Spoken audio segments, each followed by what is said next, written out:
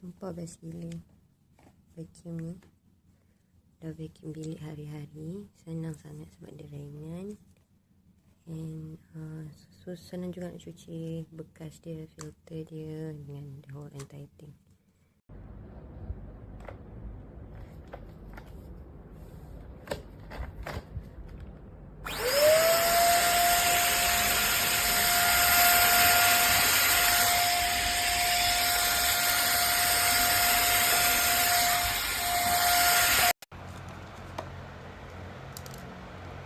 Ringan gila. Orang kena beli weh.